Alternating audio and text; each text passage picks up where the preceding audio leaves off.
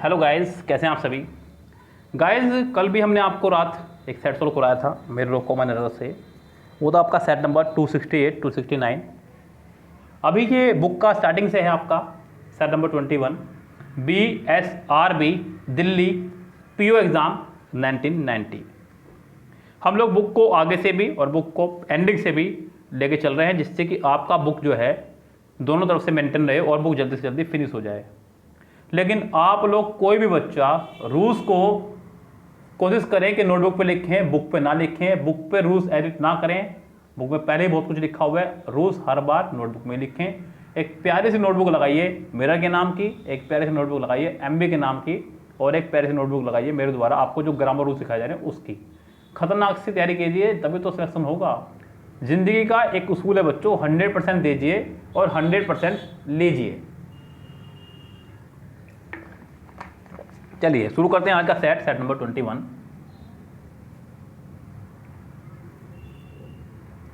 पहला कह रहा है कि on my request Amar introduce me to his friend who is a singer and a scientist. मेरी रिक्वेस्ट पर अमर ने मुझे मिलवाया मेरे एक फ्रेंड से जो कि एक सिंगर और एक साइंटिस्ट है। बच्चों, बात यहाँ हो रही है अमर की। किसकी? अमर की। और एक ही व्यक्ति की बात हो रही है, अमर ही है यहाँ पे सिंगर भी और अमर ही है यहाँ पे साइंटिस्ट भी। जब एक ही व्यक्ति को दो बार रिप्रेजेंट करना हो तो आप दो बार आर्टिकल का इस्तेमाल नहीं करते। पहले वाला आर्टिकल आपको हटाना होगा। माफी चाहूँगा, लास्ट वाला आर्टिकल हटाना होगा आपको। On my request Amar introduces me to his friend who is a singer and scientist. Last वाला आर्टिकल आप हटा दीजिएगा तो सेंटेंस आपका करेक्ट हो जाएगा। अगर ये दो अलग अलग व्यक्ति होते कि अमर तो एक सिंगर है और उसका दोस्त साइंटिस्ट है तो आपको लगाना पड़ता, लेकिन यहाँ पे ये रॉन्ग हो जाएगा। इसके डी पार्ट में हो जाएगी आपके एरर। अगला देखिए, कह रहे हैं कि Nathan's habits of delaying his work put his colleague to lot of trouble. यहाँ पे ध्यान दीजिएगा, सेंटेंस में क्या मिस्टेक है उसको देखिएगा ध्यान से और आगे बढ़िएगा। Nathan's habit of delaying his work, habit of delaying his work, इस तो कटे कर दीजिए आप ऑफ के बाद वाले पार्ट को। ये पुट लगाया, ये नेथन्स की हैबिट के लिए आया। His colleague to lot of trouble. बच्चों, लॉट ऑफ जो है या तो अ लॉट ऑफ होता है या फिर lots of. A lot of या लॉट्स ऑफ, खाली लॉट ऑफ नहीं लगाते। टू लॉट्स ऑफ ट्रबल या फिर to a lot of trouble. आपको दोनों में से कोई एक चीज़ लगानी होगी तो सेंटेंस करेक्ट होगा। इस सेंटेंस के भी डी पार्ट में ही है error. Prabhakar arrives in the office as fresh as he start from home even though he commutes a long distance. बच्चों, आपने अक्सर लोगों को कहते सुना होगा कि मैं डेली, किसी के अगर पास में है दिल्ली तो मैं दिल्ली से डेली अप डाउन करता हूँ। अक्सर लोगों को आपने अप डाउन कहते सुना होगा ये कहने के लिए कि मैं वहाँ डेली जाता हूँ और वहाँ से डेली आता हूँ। लेकिन बच्चों, ये बिल्कुल रॉन्ग है। वन वर्ड सब्स्टिट्यूशन में एक बार एग्जाम में आया और मोस्टली बच्चों को अप डाउन ऑप्शन दिया गया और उन्होंने अप डाउन लगाया भी। यहाँ पे ऑप्शन आएगा कम्यूट। कम्यूट का मतलब होता है किसी एक स्थान पर रोजाना जाना और वहाँ से रोजाना वापस आना। Prabhakar arrives in the office as fresh as he start from home even though he commutes a long distance. पूरा सेंटेंस प्रेजेंट में, ही के साथ स्टार्ट्स आया, आगे कम्यूट्स आया, प्रेजेंट में है। प्रभाकर के साथ भी अराइव्स है, पूरा सेंटेंस प्रेजेंट में है। सेंटेंस में कोई एरर नहीं है, सेंटेंस आपका बिल्कुल ठीक।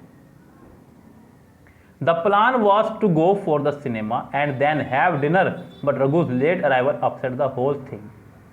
प्लान था कि सिनेमा जाएंगे और फिर वहाँ पे लेंगे डिनर, लेकिन रघु के लेट आने से सारा प्लान जो है वेस्ट हो गया।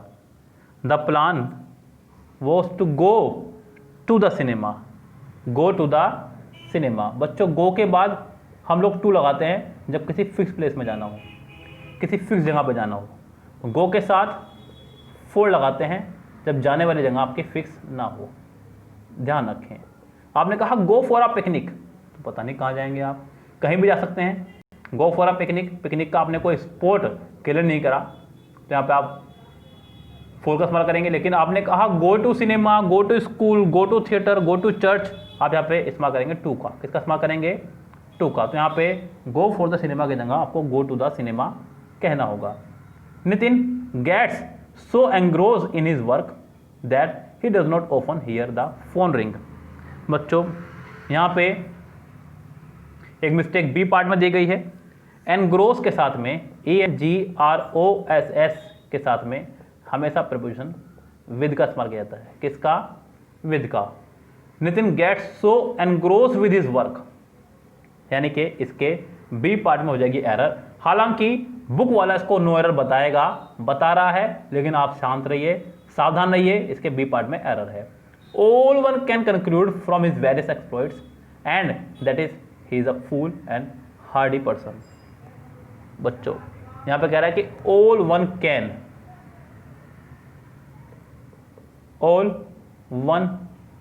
Can conclude from his various exploits. खत्म। अब ये जो आर आया ये इसके लिए है, तो क्या वन के लिए आप आर लगाएंगे? आपका मन जवाब दे रहा है आपको कि मैं वन के साथ आर लगा दूं, मेरा तो नहीं दे रहा। यहाँ पे इज आएगा, सॉरी आर हटे इज आएगा, मैंने इज काट दिया गलती से। आपको यहाँ पे इज आना है, आर नहीं आएगा। सेंटेंस के सी पार्ट में एरर है। देखिए बच्चों, इस तरह की एरर निकालना आपके लिए वाकई में कमाल रहेगा। कब? जब आपको पता हो कि प्रेपोजिशन के बाद वाले को कुछ नहीं मानते, अन्यथा तो भैया झंसते रहिए, फंसते रहिए। वो कहना है ना कि कुछ नहीं रखा इन बातों में और खुर पे आ जाने हाथों में, बस फिर वही हालात होंगे भैया। Cricket has become so popular that even elderly people are discussing the game when they meet. 7 sentence. यहाँ पे फिर सेंटेंस में आ गया आपका डिस्कस। आपने अभी बताया मैंने आपको कि डिस्कस के साथ में प्रपोजिशन लगा के एरर दी जाती है, लेकिन यहाँ पे फिर से नहीं लगाया। लेकिन आपका डिस्कस आपका प्रेजेंट की हैबिट को शो कर रहा है। Cricket has become so popular that even elderly people are discuss, यानी कि एल्डरली पीपल भी जो है डिस्कस कर रहे हैं, नहीं करते हैं, आदत बन चुकी है लोगों की। आपको तो पता ही है बच्चों, क्रिकेट हमारे यहाँ एक धर्म की तरह पूजा जाता है। यहाँ पे डिस्कस को यहाँ पे एज ए हैबिट शो किया गया है, तो यहाँ पे आपको डिस्कस की आईएनजी फॉर्म नहीं लगानी है, आपको प्रेजेंट इंडेफिनिट बनाना है। पीपल डिस्कस, आर बिटा दीजिए, ओनली फर्स्ट फॉर्म लगाइए बिकॉज पीछे पीपल खड़ा हुआ है। अगर सिंगुलर सब्जेक्ट होता तो डिस्कस में एस या ईएस लगाते। फिलहाल आप इस सेंटेंस को प्रेजेंट इंडेफिनिट बनाने के लिए सिर्फ और सिर्फ वर्ब की फर्स्ट फॉर्म लगाएंगे। इस सेंटेंस के सी पार्ट में हो जाएगी आपके error. Ordinarily when in difficult Renuka prefers keeping her council then running about taking advice. बच्चों प्रेफर के साथ और एल्डर के साथ और बाकी जितने भी आपके वर्ड है IOR वाले, जैसे कि junior, senior, inferior, prior, superior, इन सभी के साथ हम लोग टू का इस्तेमाल करते हैं। किसका? टू का। प्रीफर के साथ, एल्डर के साथ और IOR वाले वर्ड के साथ में, junior, senior, inferior, prior, superior, इन सब के साथ में। उसने यहाँ लगाया देन, इसका सी पार्ट हो जाएगा रोंग। सी पार्ट में आपको देन की जगह टू लगाना होगा। Pooja have a right to criticize but at the same time each of them, बस उसने कहा ईच ऑफ देम। प्रेपोजिशन के बाद वाले को कर दीजिए कट। अब आप बताइए कि यहाँ पे सिंगुलर वर्ब आएगी या प्लूरल, क्योंकि आपको बताया गया है कि ईच, एवरी, आइदर, नाइदर के साथ हमेशा सिंगुलर वर्ब का इस्तेमाल किया जाता है। तो यहाँ पे हैव नहीं, डी पार्ट में हैज होना चाहिए था। क्या होना चाहिए था? Has. Each of them has to remember the duty also. Truly speaking, there was little merit in the complaint sent in by the employ. Sentence number आपका है यहाँ पे 10। आपको बताने कि इसके किस पार्ट में है एरर। कह रहे हैं कि truly speaking there was little merit.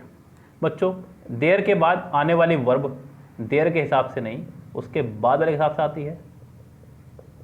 बाद वाला है सिंगुलर, ऐसे भी अनकाउंटेबल नाउन है, तो इसके साथ सिंगुलर वर्ब लगा दी, ठीक है। In the complaint sent in by the employ, sentence है आपका नो एरर। सेंटेंस में कोई एरर नहीं है क्योंकि आगे वाले पोर्शन में प्रेपोजिशन ही भरी हुई है। Preposition part in the complaint sent in by the employee. Hardly has, जी नहीं, हार्डली से अगर सेंटेंस शुरू हुआ हो, हार्डली से अगर सेंटेंस शुरू हुआ हो तो उसके तुरंत बाद ही हेल्पिंग वर्ब आएगी। हार्डली स्कार्सली के बाद तुरंत बाद हेल्पिंग वर्ब आएगी, या तो डिड या फिर हैड, ऐसे है कुछ रूल। हालांकि ऐसे जरूरी नहीं कि यहाँ पे हैज़ नहीं आ सकता है, हैज़ आ सकता है बच्चों। अभी आगे सेंटेंस पढ़ लीजिए पूरा, हैज़ भी आ सकता है, कोई दिक्कत नहीं है। अगर आगे वाला सेंटेंस प्रेजेंट में है, किस में है, प्रेजेंट में है, तो हैज़ आ सकता है, और अगर आगे वाला सेंटेंस पास्ट में है तो हैड आएगा, ये ध्यान रखना। आगे वाला सेंटेंस कह रहा है कि the manager entered the room, आगे वाला सेंटेंस पास्ट में है, किस में है, पास्ट में है, तो यहाँ पे हैड ही आना था, ये पक्की बात है। लेकिन एक मिस्टेक यहाँ और बहुत बड़ी है बच्चों, वो है आपकी फर्स्ट फॉर्म, फिनिश लगाया उसने। क्या लगाया उसने, फिनिश। बच्चों आपको बताया गया है कि हैव की फैमिली के साथ में हैव, हैज़, हैड और हैविंग, इन तीनों के साथ में, चारों के साथ में हमेशा वर्ब की थर्ड फॉर्म लगाते हैं। क्या लगाते हैं, third form. Bhupendra along with his wife and children were invited to, देखो अभी बताया मैंने इनवाइट के साथ टू आता है, कल बताया था रात, इनवाइट के साथ टू आ चुका है। देखो यहाँ पे भी, यहाँ पे एक रूल है आपका अलोंग विद, क्या आया, along with, with, together with, along with, together with, as well as, in addition to, besides, like. जब सेंटेंस इस तरह से जुड़ा हुआ हो तो वर्ब हमेशा पहले वाले सब्जेक्ट के अकॉर्डिंग आती है, ध्यान रखें। तो यहाँ पे भूपेंद्र के हिसाब से वर्ब आएगी, तो यहाँ पे वर नहीं वॉज होना चाहिए था। क्या होना चाहिए था, was. One of my friends, टूचा सेंटेंस है, ऑफ के बाद हमेशा प्लूरल नाउन आता है, अगर बन सके तो यहाँ पे फ्रेंड नहीं, आपको लगाना है friends. One of my friends, A part में हो जाएगी इसके एरर। आगे बढ़िए।